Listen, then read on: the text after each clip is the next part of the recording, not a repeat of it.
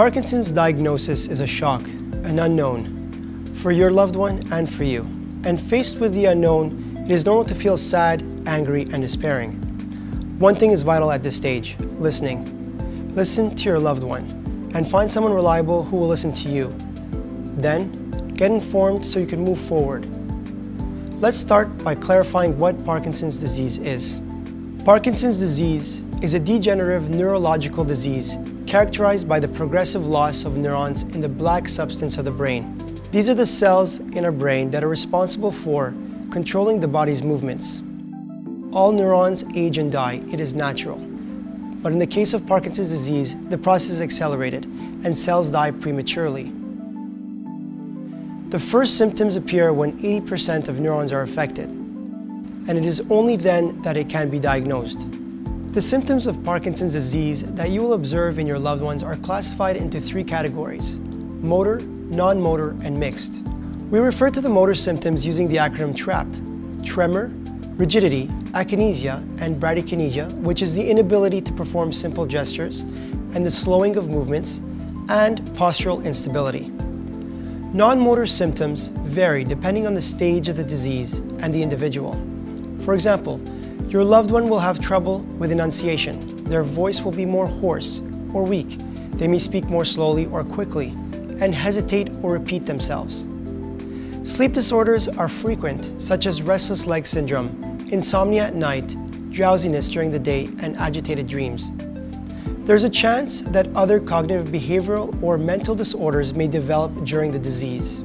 Physical complications may also disrupt your daily life: constipation and bladder issues and sexual disorders, excessive sweating and orthostatic hypotension, a drop in pressure when the person stands up.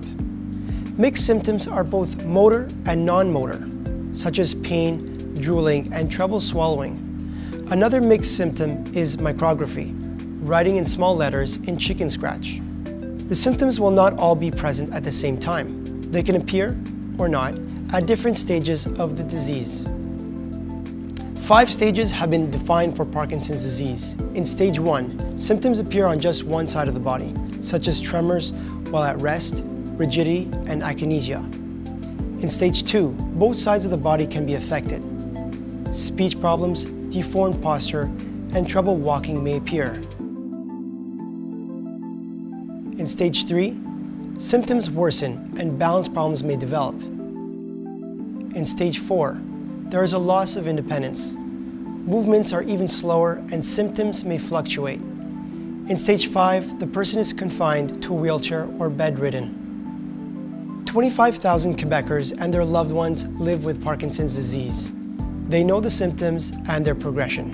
We have met them to understand the issues they face. Alors, comment vous avez réagi lorsque vous avez appris le diagnostic de Parkinson de votre conjoint?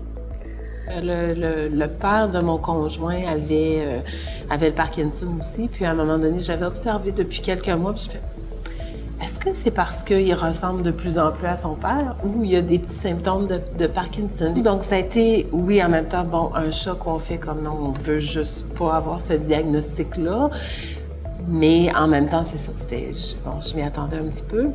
Pour vous, comment ça s'est passé? Alors, c'était au cours d'une consultation chez notre médecin de famille. Et mon mari lui a parlé qu'il n'arrivait plus à écrire. Il lui a sorti comme ça: j'écris comme un médecin. Et là, du tac au tac, à la sortie, vous avez le Parkinson. Moi, ça m'a pris bien 2 ans avant de vraiment passer au-delà. C'est quand mon mari a accepté sa maladie.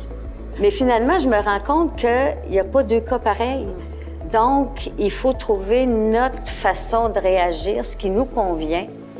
Mais il faut accepter. Ça, c'est très important. Et nous, ça n'a jamais été une cachotterie dans la famille ou ailleurs. Ça ne dérange pas mon mari, ça ne nous dérange pas d'en parler. Et au contraire, on trouve que les gens, quand ils savent, ils comprennent. Justement, qu'est-ce que vous saviez au début du Parkinson? Qu'est-ce que vous connaissiez? Denise, vous dites que vous ne connaissiez pas grand-chose. Ben moi, la seule personnalité connue qu'on avait du Parkinson, si on veut dire, c'était Gilles Carle, avec Chloé Sainte-Marie. Oui. Donc, on associait tout de suite Parkinson à cette personne-là, parce que c'est vrai qu'on n'entendait pas beaucoup parler. Et c'était plus des maladies pour les vieux, alors que mon mari avait 56 ans. Et ça, c'était l'image du fauteuil roulant, justement, tout ça. Personnellement, je me suis impliquée, par exemple, la vente des tulipes, la vente des choses, pour pouvoir parler aux gens aussi, pour faire connaître la maladie. Et il faut s'informer avec Parkinson Québec, avec Internet, mais c'est parce que quand tu parles à des gens, ils vont te mettre leur expérience et puis Internet, c'est beau, mais il faut être sûr de l'information que vous allez rechercher. qu'on va chercher. Moi, je trouve que quand on en sait trop aussi, on est en même temps accablé par ça, en même temps que c'est pas arrivé. Ça dépend justement de l'aidant, ça dépend de chacun. Si elle est capable de tout voir à la fois sans paniquer, ça va. Mais sinon, savoir s'arrêter aussi. Justement, penser à d'autres choses, vivre d'autres choses. Qu'est-ce qui vous a aidé à mieux comprendre qu'est-ce que c'est que de vivre avec la maladie de Parkinson? Pour moi, c'est encore les groupes de soutien, puis des gens dans les groupes de soutien qui se sont renseignés vraiment beaucoup. Tu sais qu'on sent aussi qu'ils l'ont bien accepté, je ne sais pas si le mot est bon, là, mais en tout cas, ces gens-là ont quand même encore plein de projets, là. Tu sais, je pense que ça, c'est un aspect qui est comme vraiment important et qui nous aide vraiment beaucoup. En même temps, je dirais que les groupes de soutien, c'est confrontant au début. Oui. Parce qu'on voit des cas pires aussi. Alors, on peut s'imaginer les choses. Mais il faut continuer quand même à y aller parce que je pense qu'on puise plein d'informations importantes. Et les relations avec les gens nous aident aussi. Si vous aviez devant vous, là, on est avec des aidants, là, sont avec nous, là, mais eux, ils connaissent rien du Parkinson. Qu'est-ce que vous leur diriez? Alors moi, je leur dirais tout de suite d'abord d'être positif. Moi, mon conjoint, la maladie évolue lentement et on s'adapte au fur et à mesure. Et puis des projets, on en a, je ne sais pas si on va arriver à tout faire. D'avoir un soutien, de pouvoir en parler. Moi, je pense que c'est ça qui est important pour les aidants. Je pense que ça fait du bien de voir qu'on n'est pas seul là-dedans, puis que même s'il n'y en a pas un qui est pareil, en parler, ça nous aide. Overcoming these difficulties is a major challenge for people living with the disease, and for you, their caregivers. But as you have seen and heard, you are not alone. Your worries, doubts, and anger are legitimate. Working these emotions will help you conquer the disease and adapt. There will also be things for you to mourn, such as perfect romantic relationship and your dream retirement.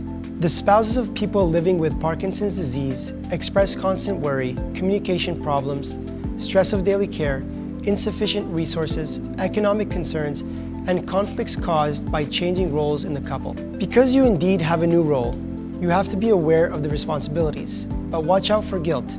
You are not to blame. You are responsible. You make decisions for your loved ones and yourself.